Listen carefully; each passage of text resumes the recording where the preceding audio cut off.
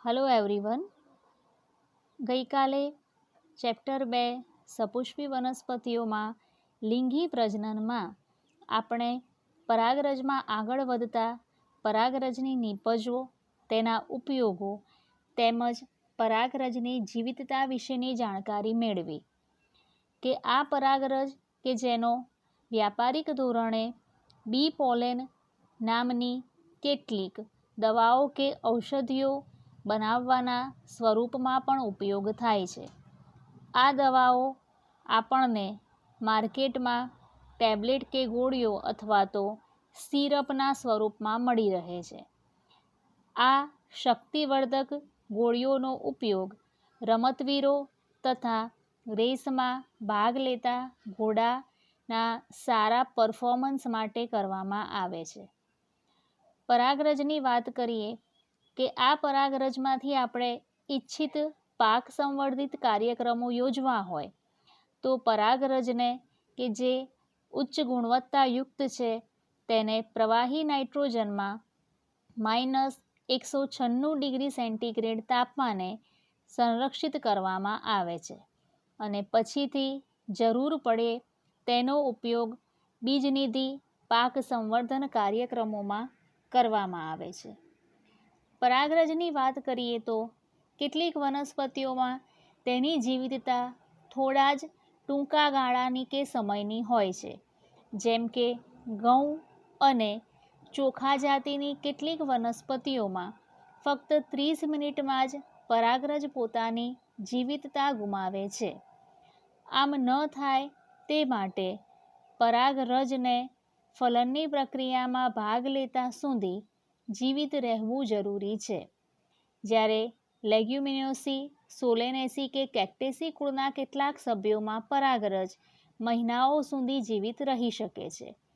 પરાગરજને સંરક્ષિત કરી તેનો વિવિધ પાક સંવર્ધિત કાર્યક્રમોમાં ઉપયોગ કરી ઈચ્છિત ફળો કે ઈચ્છિત જાતિના ઉત્પાદનો મેળવી શકાય છે અને આ ઉત્પાદનો સંકર જાતોનું નિર્માણ કરવામાં ઘણા મહત્ત્વના સાબિત થાય છે. માદા પ્રજનન અંગનું પ્રતિનિધિત્વ કરતા મહત્ત્વના અંગ તરીકે આપણે જાયાંગ અથવા તો સ્ત્રીકેસરની રચના જોઈ. જાયાંગ કે સ્ત્રીકેસર કે જે પુષ્પાસન પર કે દલપત્ર પર પોતાનું સ્થાન ગ્રહણ કરે છે કે જેમાં એ મુખ્યત્વે 3 ભાગો ધરાવે છે. આ 3 ભાગોમાં સૌથી ફળદ્રુપ એવો ભાગ કે પરાગાસન અને બીજાશયનો રહેલો છે. જ્યારે આ બંનેને મધ્યમાં જોડાણ કરતો મુખ્ય માર્ગ પરાગવાહિનીનો છે. પરાગાસન એ ચિકાસયુક્ત રચના છે કે જ્યારે પરાગરજ એ પરાગાસન પર સ્થાપિત થતી હોય એ દરમિયાન એના પર સહેલાઈથી પરાગરજ આવીને પોતાનું સ્થાન ગ્રહણ કરી શકે, એટલે કે તે પરાગરજ માટેનું ગ્રાહી સ્થાન ગણી શકાય. પરાગવાહિની કે જે અંકુરણ પામતી પરાગરજમાંથી વિકાસ પામેલી પરાગનલિકાનો માર્ગ મોકળો કરી આપી તેને બીજાશય અંડકના ભાગ સુધી પહોંચાડે છે.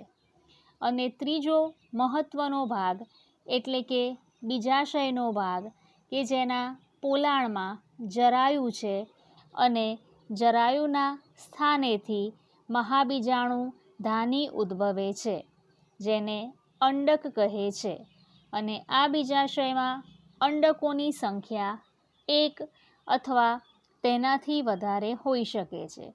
કેટલાક ઉદાહરણો લઈએ તો ડાંગર, ઘઉં કે કેરી જેવી વનસ્પતિઓમાં અંડકોની સંખ્યા 1 જ છે, જ્યારે પપૈયું, તરબૂચ કે ઓર્કિડ જાતિની કેટલીક વનસ્પતિઓમાં અંડકોની સંખ્યા ઘણી વધારે હોઈ શકે છે. સ્ત્રીકેસરને પ્રકાર અનુસાર વહેંચીએ તો એક સ્ત્રીકેસરી કે બહુસ્ત્રીકેસરી સ્ત્રીકેસરો સામાન્ય રીતે જોવા મળે છે.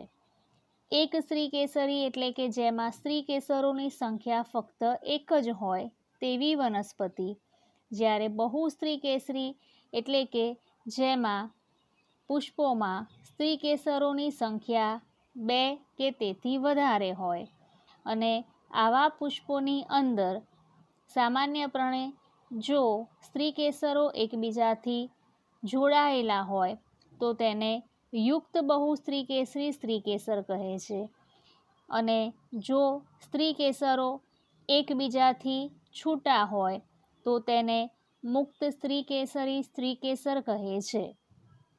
યુક્ત સ્ત્રી કેસરી સ્ત્રી કેસરના ઉદાહરણ સ્વરૂપે આપણે અફીણ કે પાપાવેર સોમનીફેરમનું ઉદાહરણ જોયું, જ્યારે મુક્ત બહુ સ્ત્રી કેસરી સ્ત્રી કેસર તરીકે આપણે ચંપો કે માઇકેલિયા નામની વનસ્પતિના ઉદાહરણો જોયા.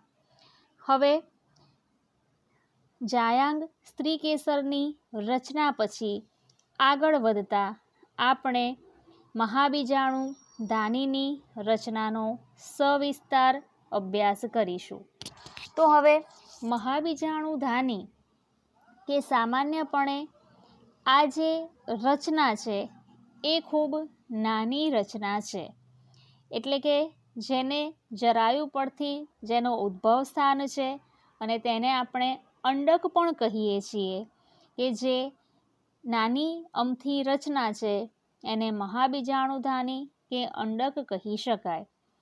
તો હવે જે દંડ વડે જરાયુ સાથે તે જોડાયેલ હોય તેને અંડ, નાલ અથવા અંડક દંડ કહે છે.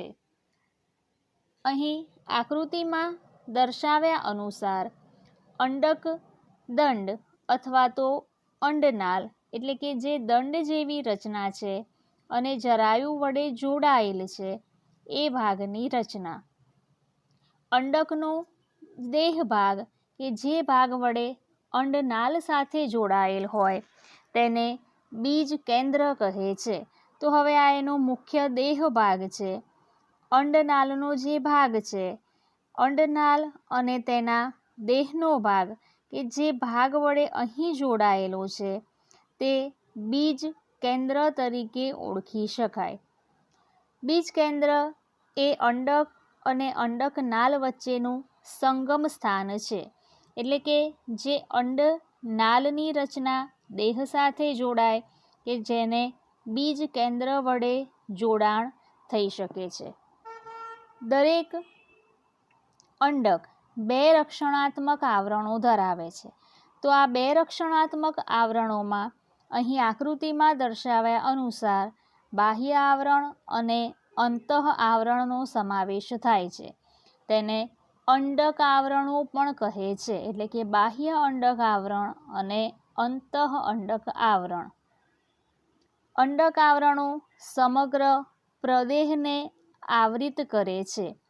તો હવે આ જે પ્રદેહનો ભાગ છે કે જે અંડકના ટોચના ભાગે એક નાના છિદ્ર સ્વરૂપે પ્રદેહને આવરતું નથી કે જેને અંડક છિદ્ર કહે છે, અને અંડક છિદ્રના સામેના ભાગે વિરુદ્ધ ભાગે અંડક તલ આવેલા છે. તો આ જે ભાગ કે અહીં પ્રદેહનો અવકાશ છે કે અહીંયા પ્રદેહ જોવા મળતું નથી, બાકીનો ભાગ પ્રદેહથી આવરિત છે. તો હવે આ પ્રદેહનો ભાગ નથી એવો ભાગ છે અંડછિદ્રનો ભાગ, અને અંડછિદ્રની બિલકુલ ઓપોઝિટ વિરુદ્ધમાં અંડતલ આવેલ છે, અથવા તો અંડક તલ પણ કહી શકાય કે જે અંડકનો તલ ભાગ એટલે કે છેડાનો ભાગ છે. અંડક આવરણોથી ઘેરાયેલા કોષના સમૂહને, આ અંડક આવરણો છે એનાથી ઘેરાયેલા કોષના સમૂહને પ્રદેહ કહે છે. અને આ પ્રદેહ વિપુલ પ્રમાણમાં ખોરાકથી સંચિત છે કે જ્યારે નિર્માણ પામતા ભ્રૂણને પોષણની જરૂરિયાત ઊભી થશે એ દરમિયાન પ્રદેહના ભાગમાંથી પોષણ પૂરું પાડવામાં આવે છે. પ્રદેહની અંદર ભ્રૂણપૂટનો વિસ્તાર છે અથવા તો માદાજન્યુજનક છે કે જેને પોષણ પ્રાપ્ત થશે પ્રદેહના વિસ્તારમાંથી. તો હવે મહાબીજાણુ ધાની કે જે પ્રદેહની અંદર ભ્રૂણપુટ અથવા માદાજન્યુજનક હોય છે અને એક મહાબીજાણુમાંથી સર્જાયેલ એક ભ્રૂણપુટ આવેલો હોય છે. એટલે કે અહીં આપણે મહાબીજાણુ ધાનીની રચના આકૃતિમાં દર્શાવ્યા અનુસાર તેના વિવિધ ભાગો અનુસાર જોઈ. આ વિવિધ ભાગોની અંદર સૌથી પહેલાં આપણે અંડનાલ ભણ્યા. અંડનાલ એટલે કે દંડ જેવી રચના કે જેના વડે તે જરાયુ સાથે જોડાયેલ છે એને અંડનાલ કહે છે. એ અંડનાલ કે એને અંડક દંડ તરીકે પણ ઓળખવામાં આવે છે. અને અંડકનો દેહ ભાગ કે જે અંડનાલ સાથે જોડાણ ધરાવે એટલે કે તેનું સંગમ સ્થાન છે એને બીજ કેન્દ્ર કહીશું.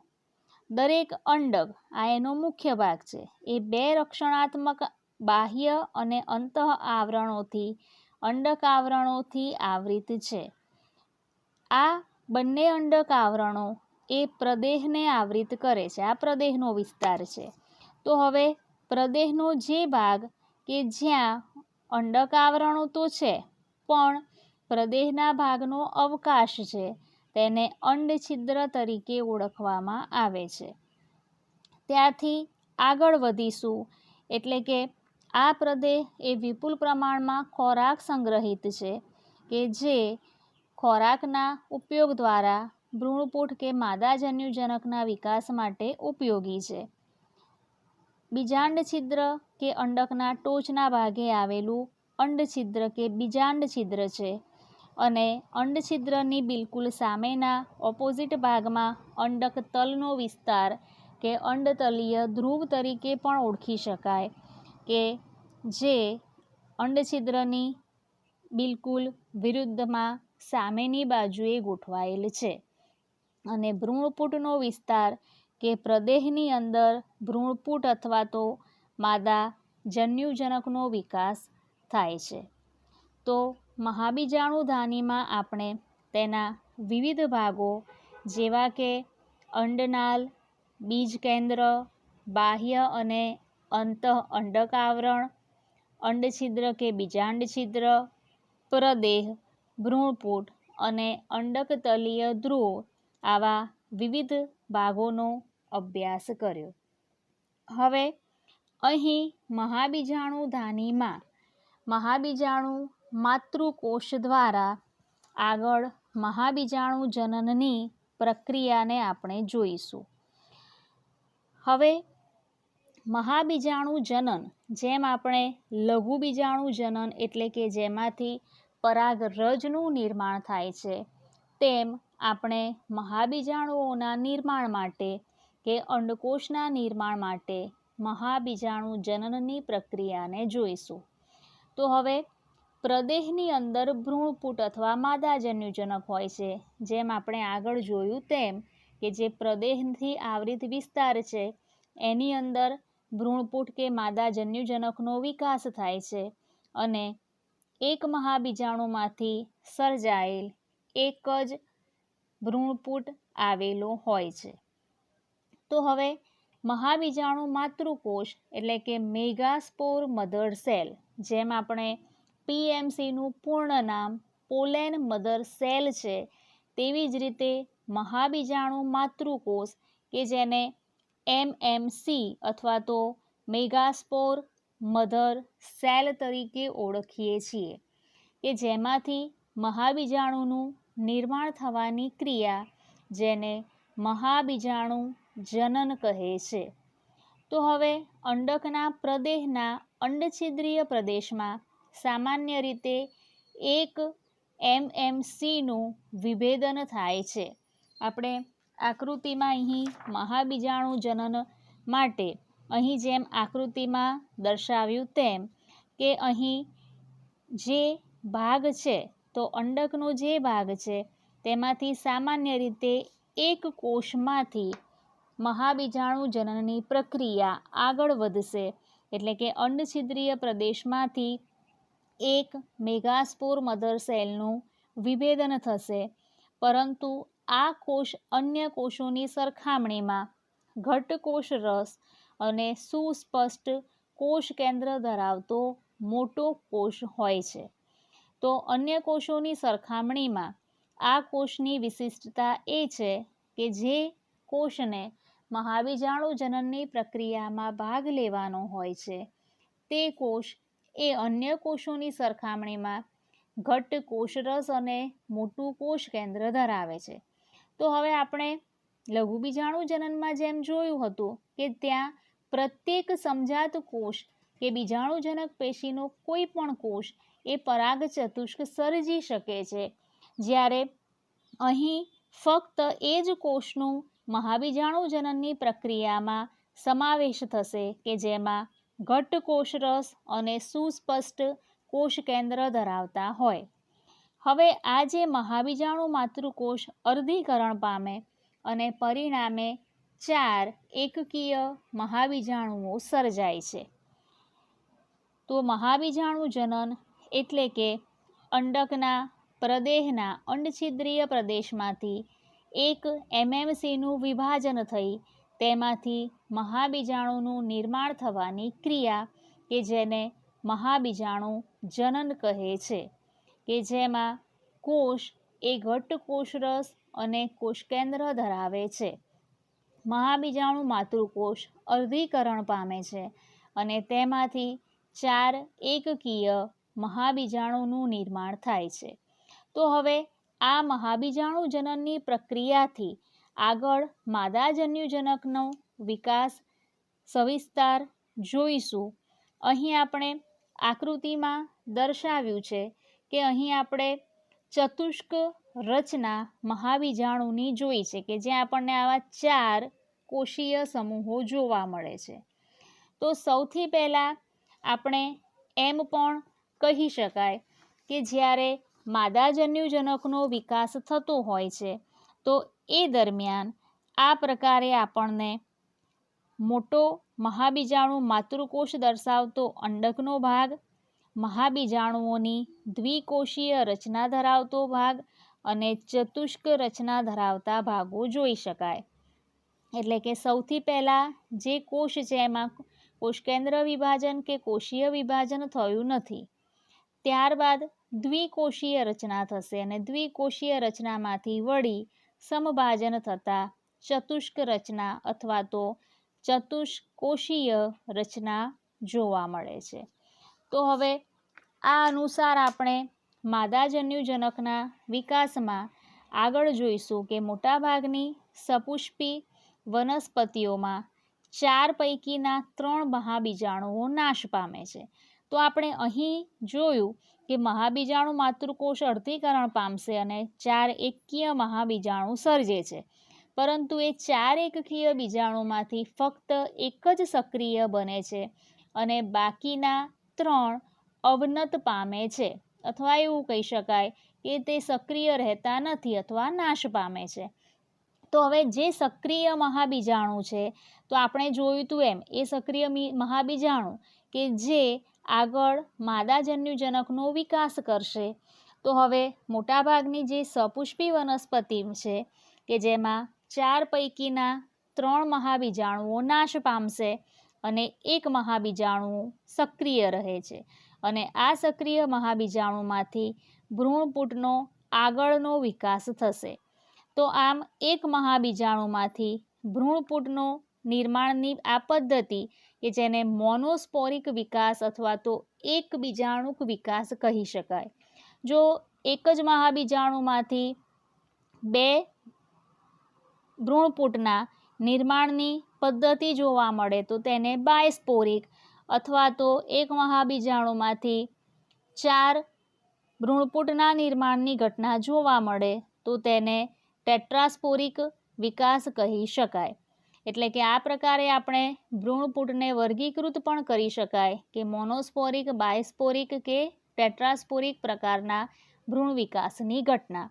તો અહીં આપણે આકૃતિમાં દર્શાવ્યા પ્રમાણે આ જે અંડકનો ભાગ છે તેનો અંડછિદ્રીય છેડો, અંડકતલીય છેડો કે અંડતલીય છેડો, વચ્ચે મહાબીજાણુ ચતુષ્ક કે જે એક જ કોષીયમાંથી 4 કોષીય સુધીની રચના બનાવે છે અને પ્રદેહનો વિસ્તાર કે જે વિપુલ પ્રમાણમાં ખોરાક સંગ્રહિત છે કે જે નિર્માણ પામતા ભ્રૂણપૂટને વિકાસ પામવા માટે અગત્યનું પોષણ પૂરું પાડે છે. હવે ભ્રૂણપૂટના વિકાસની વાત લઈએ તો જે સક્રિય મહાબીજાણુનું કોષ કેન્દ્ર સમભાજન પામી 2 કોષ કેન્દ્રો સર્જે જે વિરુદ્ધ ધ્રુવો તરફ ખસી દ્વિકોષ કેન્દ્રીય ભ્રૂણપૂટનું નિર્માણ થાય છે.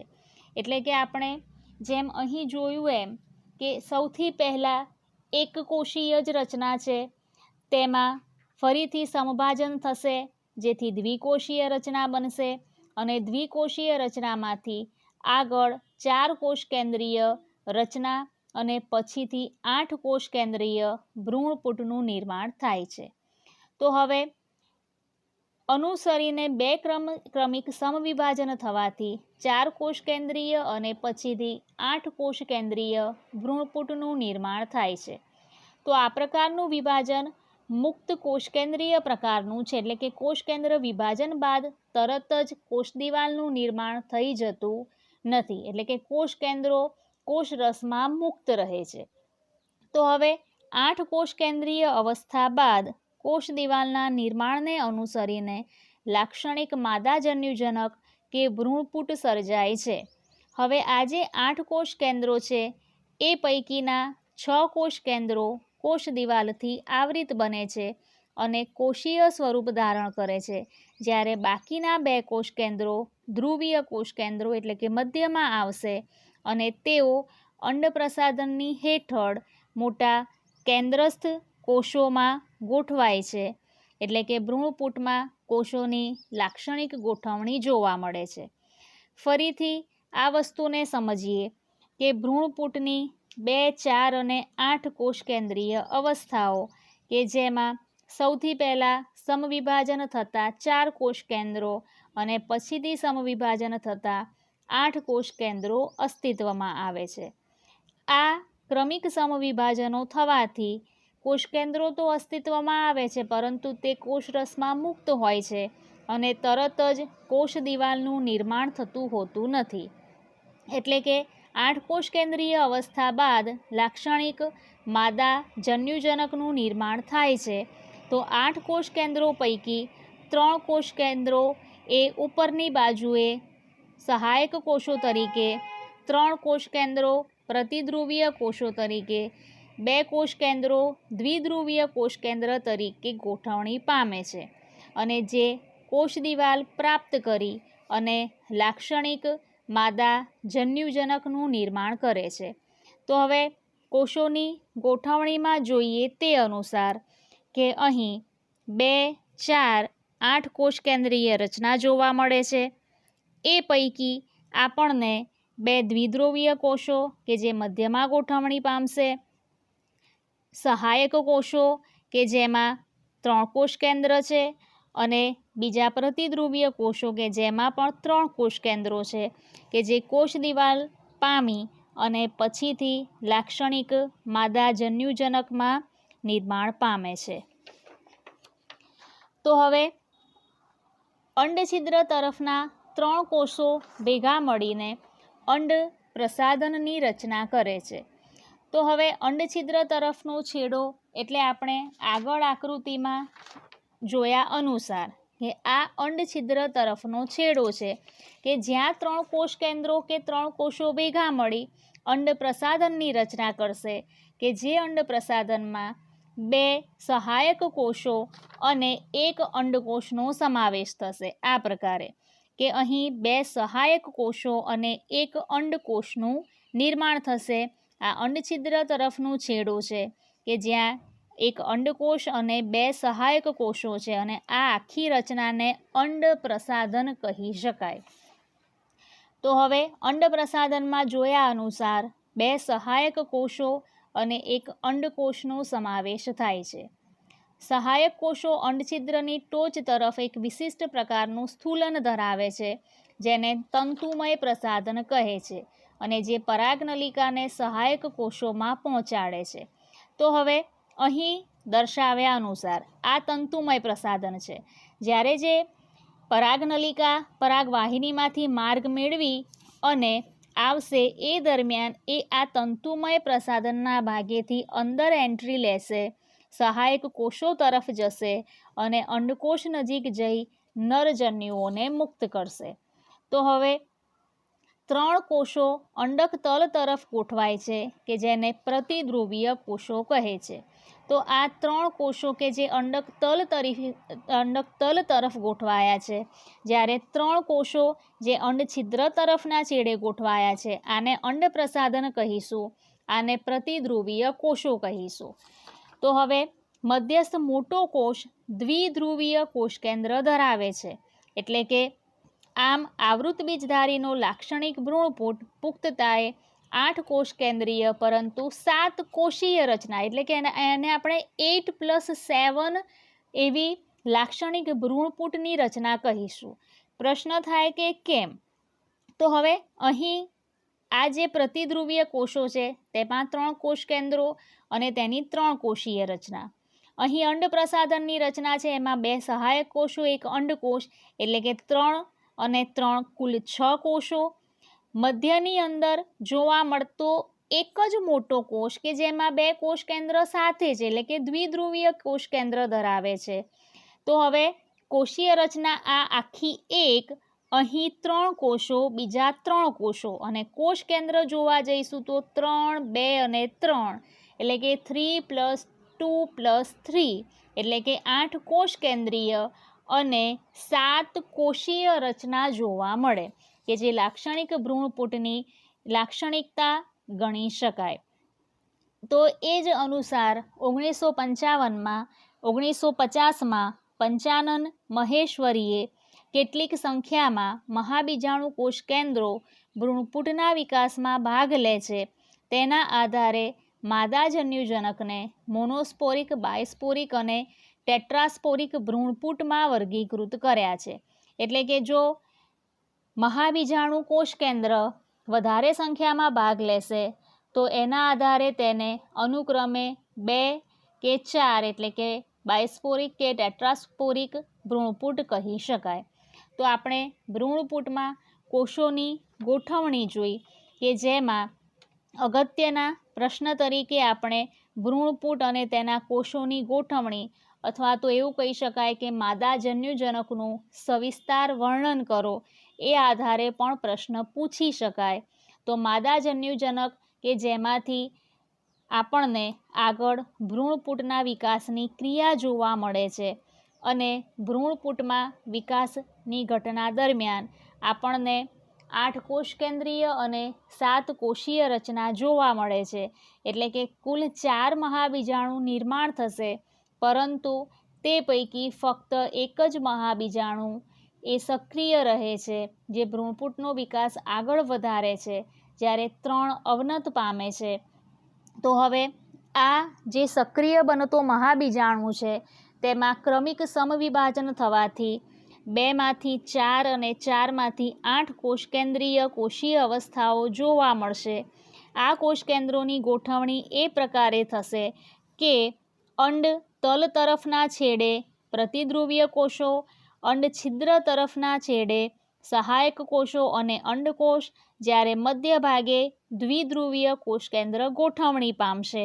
તો હવે આ અંડ તલ તરફના છેડે કે જ્યાં આ પ્રતિધ્રુવીય કોષો ગોઠવણી પામે છે અને 3 કોષીય સમૂહ રચે છે, જ્યારે અન્ય 3 અંડ પ્રસાધનમાં જોવા મળતા 1 અંડકોષ અને 2 સહાયક કોષો અને સહાયક કોષોની જોડે નીચે તંતુમય સ્વરૂપે જોવા મળતી રચના કે જેને આપણે તંતુમય પ્રસાધન કહીશું, કે જે પરાગનલિકાને અંડકોષના ભાગ સુધી પહોંચવા માટેનો માર્ગ કરી આપે છે. તો આમ આપણે આજના વિડીયોમાં જોયા અનુસાર મહાબીજાણુજનન, માદાજન્યુજનક, ભ્રૂણપુટ અને ભ્રૂણપુટમાં કોષોની ગોઠવણીનો સવિસ્તાર અભ્યાસ કર્યો. તો એ પૈકી આપણા મગજમાં વિવિધ પ્રકારના પ્રશ્નો ઉદ્ભવે, જેવા કે આપણે કયા પ્રકારે મહાબીજાણુ ધાનીની રચના અને આકૃતિ કેવી છે. એમએમસી એટલે શું? એટલે કે મેગાસ્પોર મધર સેલ કે જે કઈ પ્રક્રિયામાં ભાગ લેશે. મહાબીજાણુ જનનની પ્રક્રિયા, ભ્રૂણપૂટનું નિર્માણ કઈ રીતે થાય છે. 1950માં પંચાનન મહેશ્વરીએ ભ્રૂણપૂટનું મોનોસ્પોરિક, બાયસ્પોરિક અને ટેટ્રાસ્પોરિક ભ્રૂણપૂટમાં વર્ગીકરણ કર્યું છે. ભ્રૂણપૂટમાં કોષોની લાક્ષણિક ગોઠવણી કયા પ્રકારે થાય છે. પ્રતિધ્રુવીય કોષોનું સ્થાન કે જે અંડતલ તરફના છેડે રહેલું છે અને અંડછિદ્રીય છેડે રહેલ તંતુમય પ્રસાધન કે જે પરાગનલિકાને માર્ગ મોકળો કરી આપે છે. તો આપણે આવા જ વિવિધ પ્રશ્નો અને તેમના ઉત્તરો સાથે ફરીથી આગળ વધીશું આ જ ચેપ્ટરમાં. Till then, thank you so much.